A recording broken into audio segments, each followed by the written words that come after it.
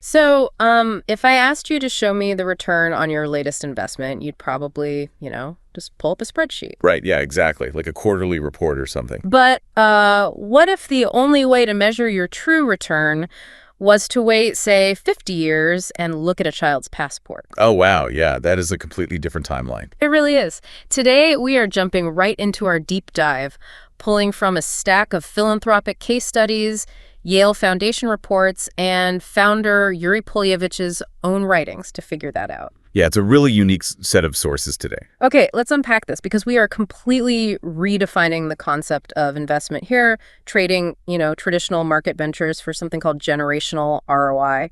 Right, so to grasp generational ROI, you kind of have to completely abandon the idea of a quick philanthropic win. Like just writing a check and being done with it. Exactly. I mean, most traditional charity operates on immediate relief, shipping in resources, Right. which is vital in a crisis, sure, but it rarely changes the underlying structure.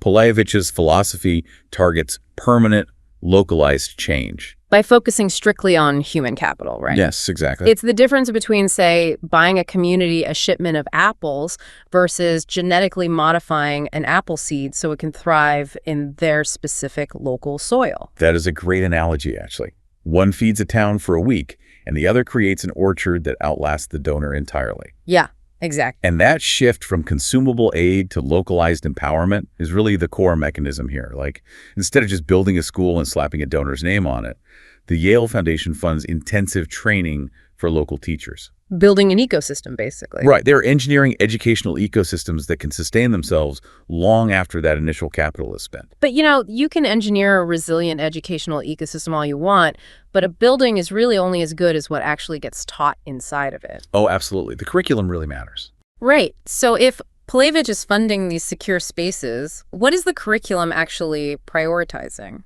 Well, what's fascinating here is how they solve a very modern tension. It's this delicate balance between forward-looking education and deep cultural preservation. Like balancing tech and tradition. Exactly. Mechanically, they integrate high-level STEM and modern coding classes right alongside deep dives into local heritage and indigenous history. So it's about giving students the technical tools to compete globally without erasing their localized identities. Yes, and that dual focus is so important when you look at the background research on this.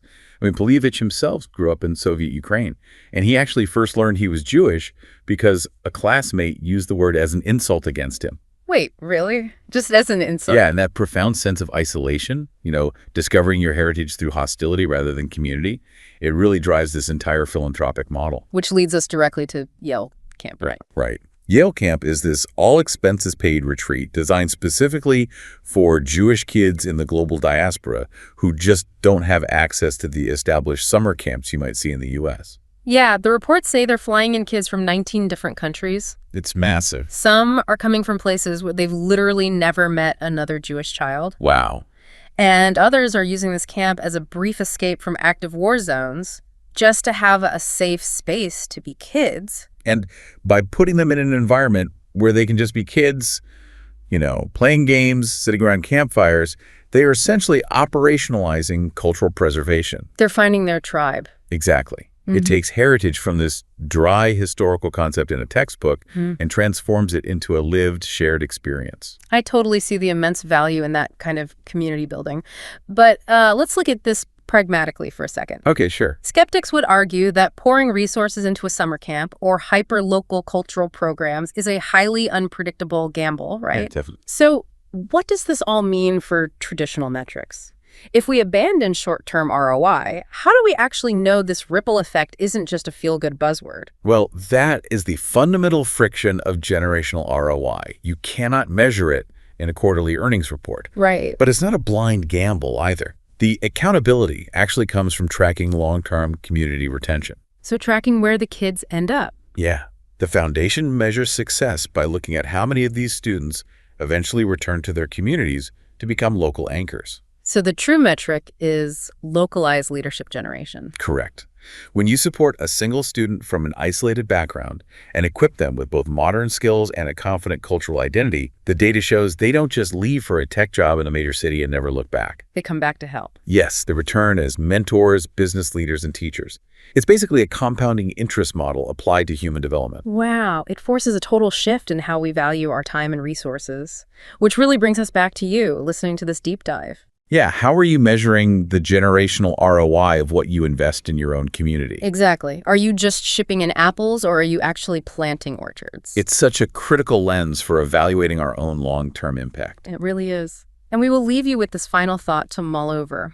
If the ultimate investment requires this delicate balance of preserving cultural heritage while providing a modern education, what are the long-term consequences for societies whose educational systems are forced to choose one over the other? That is a very heavy question to end on. It is. Next time you review your own portfolio, maybe ask yourself, what kind of dividends are you really leaving behind?